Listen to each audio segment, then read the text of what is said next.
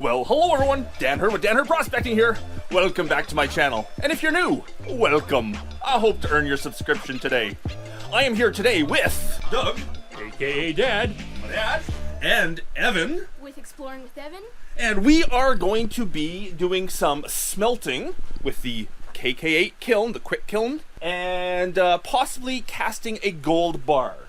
I have a gold prill here from one of my viewers. Did some smelting last year. I haven't got his gold back to him yet. He probably thinks I've stolen it by now, but no. I'm gonna cast that into gold bar so I can get it back to him. That's the plan for today. Hope you enjoy.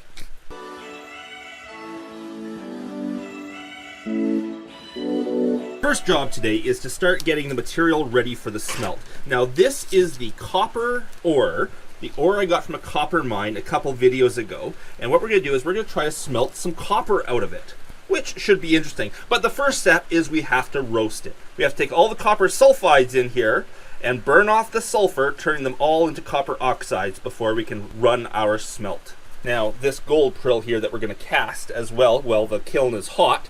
This comes from one of my viewers who sent me some material that he tried to smelt, and it kind of messed up on him. So I fixed his smelt and got his gold back for him. You may have seen that video almost a year ago now, but we got to get that into a bar so I can send it back to him. Let's start roasting. Heating up the ore really hot to burn off the sulfur. Actually, before we actually roast the ore, we are going to run through the crusher here to powder it really small. It always roasts better if it's a powder. More oxygen gets into it.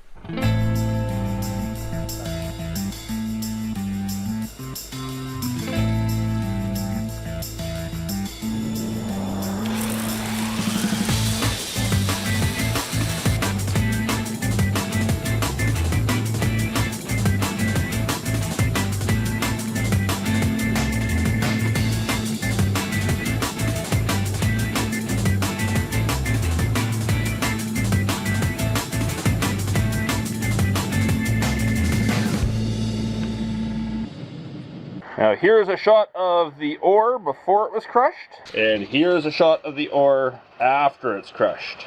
The finer the ore is, the better it will roast. So Dad had a bit of a fall here and has really hurt his wrist. We won't talk about the dislocated finger, so we're just bandaging him up a little bit here so he can continue. This is real slave labor. Don't even let him stop once he's hurt himself. I don't even start. The lazy child doesn't even start working. Dad never stops working. We'll never take the pressure off everything. Now, if you want to learn more about the technicals of smelting, roasting, coupelling, all that kind of stuff, I do have a whole video series of Dad and I learning how to do it, where we go through all the technical details, all the trial and error as well. Today, I'm just going to show it to you in action and show you the results. I should also note that our roasting here is out in our off-the-grid cabin area with no neighbors anywhere to, oh, there's a neighbor, anywhere to be seen. So the nasty smells that are given off from roasting are not going to be annoying anyone but ourselves, because the sulfur dioxide that comes off from this process of roasting is nasty. And we're gonna let this roast for about an hour, so see you guys in an hour. Dreary rainy day. Dreary rainy kid. Apparently Evan forgot to bring his jacket today. How does Papa's jacket feel? Big. Big.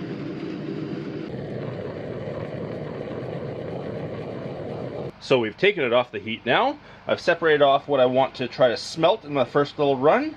We will make up our fluxes and we will get going. So one of the main components in a copper flux is some source of carbon. Now you're supposed to use charcoal. We don't have any. Flour is the other option. Flour doesn't work as well as charcoal, but we have flour with us, so we're going to put that in for reducing the copper oxides down to metallic copper. Let's hope. The other components, of course, being borax and silica. Those are the two main ones to give it a cap on top of glass while it smelts. Now here's the roasted ore mixed with the fluxes. I went for an extreme amount of flux with this. I have about 10 times more flux than I probably need. I'm kind of guessing right now. Really, we're just checking to see if this is possible. If we get a little tiny bead of copper in the bottom, we'll know it's possible. And there it goes. We're gonna start heating it up. It's already warm inside, but not hot. We're gonna start heating it up and getting that melting.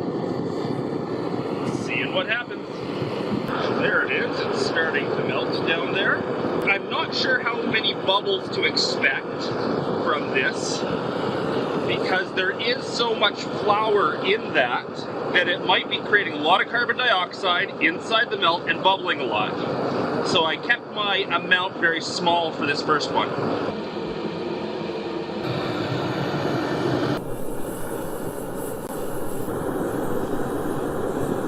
And here we go.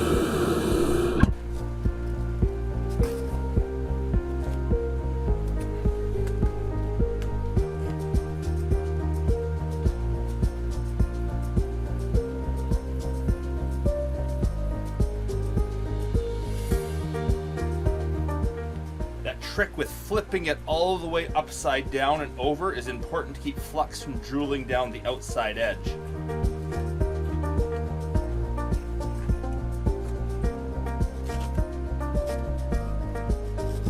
Ooh, very hot. Now this one went funny on the surface. It's usually a nice, clean, glassy surface. Not sure why this one went like that. Maybe I was too slow and it was a bit cool as I poured it. I didn't see any metallics go down in when I poured it, so might not be anything. I don't see any metal on the bottom. We'll chip and see.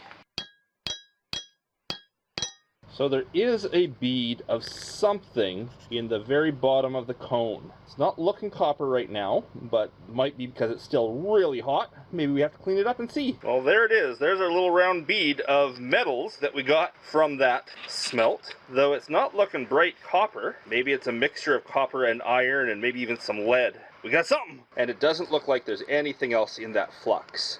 Looks like the flux absorbed a lot, probably of that iron oxide, the magnetite. Probably absorbed a lot of my copper too, I'm guessing. But we ended up, after a lot of effort, making one copper BB. We're hoping it's copper at least. Now our next job is going to be to melt that into a bar. That's the pearl we made when we recovered that gentleman's gold from a bad smelt. We have a 1 ounce bar mold and about a 1 ounce of gold.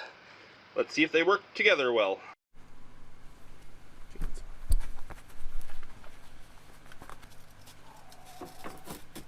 Now a simple melt like this is really easy. The gold goes into an empty crucible. Oh, that's very hot. We put a significant amount of borax on top of the gold. Some silica, ground up silica, to keep the crucible from eating away from the borax. And melt her down. Very accurate scientific measurements there. Yes, lots and more of lots. Some is good, more is better, too much is just right. Close up the kiln, turn on the gas, and it won't take long to melt that. I think we'll do it on top of the cone mold. In case I spill over, it'll get caught in the cone mold. Right. Sure. So we learned last year that the mold has to be nice and hot for pouring a nice bar, and we need a very large excess of flux. So that's why I put so much borax and silica in, so that when we actually cast it in there, that the flux keeps things hot while the gold goes down and forms the really nice bar. What do you see in there, Dad? Glass. Glass. A copper bead. And a copper bead. I love the way it sprawls off. Such a shiny surface. We scratched the edge of the copper bead, and underneath the glassy steel-looking surface, there is definitely copper. We'll get some good shots of that for you. Alrighty, let's do this. Nice hot mold.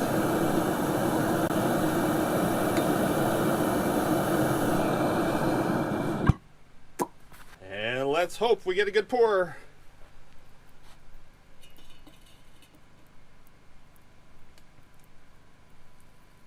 Oh, terrible pour. I will do that again with more flux, more borax. The flux was too viscous. Not enough borax in it. It wasn't a bad pour. It actually looks quite nice, but we're gonna make it look better. We want the perfect bar. So we have it back in there for round 2, heating up, seeing if we get a better pour. I put more borax in this time, and a little bit less silica in order to make the flux more runny. That flux the last time was too thick, and it didn't pour out before the gold went in. So this time I'm hoping to get a runnier flux. So here is the bead, just sitting in a little bit of a recess in the deck. Where I scratched the surface, you can see it's definitely copper inside. I wonder if a little dip in acid would clean that up to make it look like nice copper. We'll try that when I get home. Let's try this again.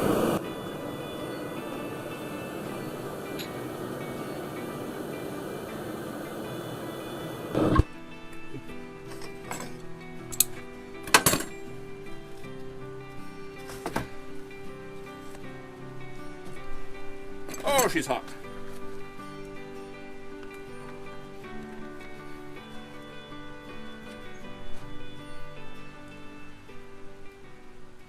Here comes the flux. That's what we want. Flux, flux, flux. Gold, gold, gold, gold, gold, gold, gold, gold. Oops, I missed.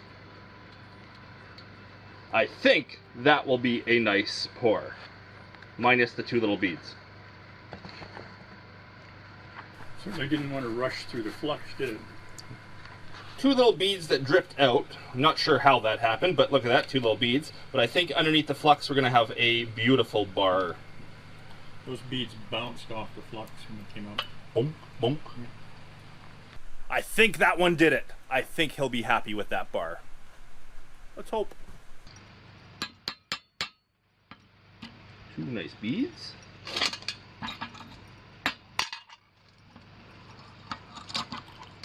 Hmm.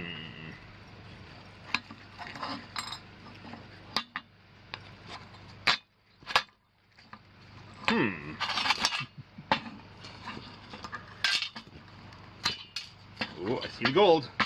I see gold. Now if we can just get this off.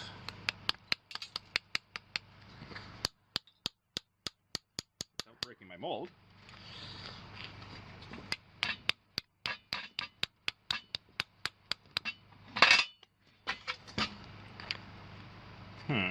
That doesn't look right, does it?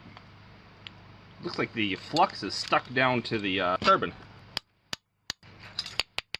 I got a good looking bar in there, I can tell you that right now. If I can get it out without breaking my mold, that'd be nice. Oh, there we go. A little bit of flux went underneath, it got caught, and it made a little bit of a recess, but I think that's going to be a beautiful looking bar. Ooh. No, it's not. That's interesting. Ooh. That's what the problem was originally with this stuff, was it would break.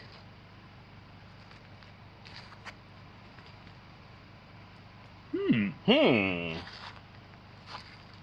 what do we got in there for a bad guy? It might need another smelt. Yeah, those beads looked good on the surface. So obviously something's still wrong with our gold because that gold just broke. So we still must have sulfide sort of melted in with it, even though we refined it a lot the last time. We're not there yet.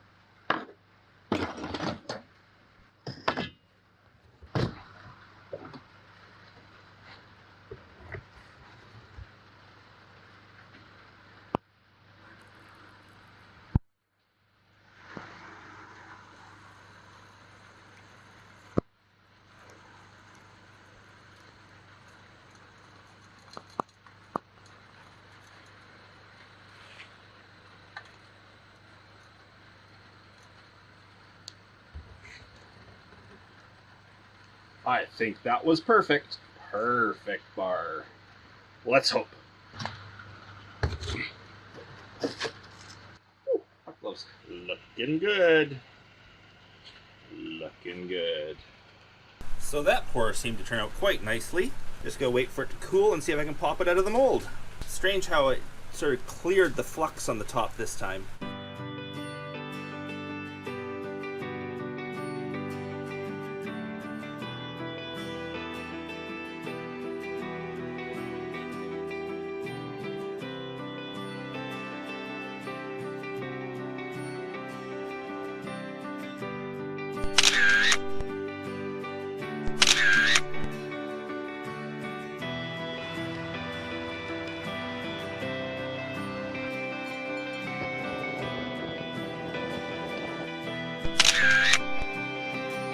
So I think I'm going to try to dip this in an acid and see if I can clean off whatever is coating it and show just the copper below. Well, apparently we don't get to see what it looks like cleaned up in acid because, well, go figure, something that is perfectly spherical rolls very well. I had it sitting on the table over here taking pictures of it, and I accidentally bumped it. It rolled over, bounced on the floor a couple times, over the edge, and who knows where it went from there. And there's too many different metal things down there to use my metal detector to find it. At least I got some really good pictures and video of that bead, and it was definitely pure copper with a coating. But I don't have it anymore. Wah, wah, wah.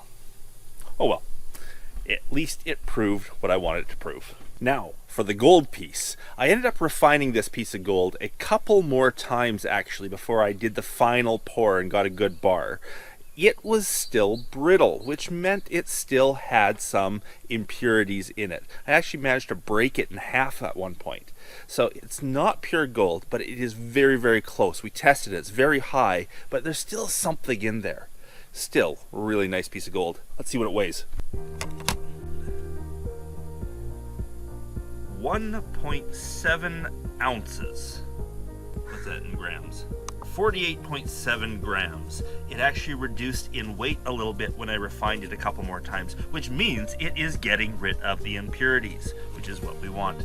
Pure and pure gold. That's a nice looking little gold bar.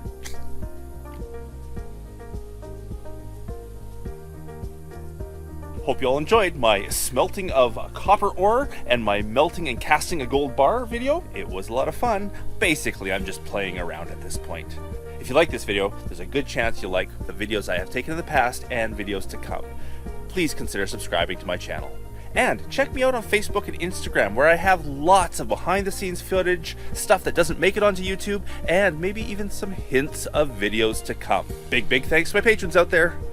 You guys are awesome. Thank you for your support. And until the next one, everyone, bye!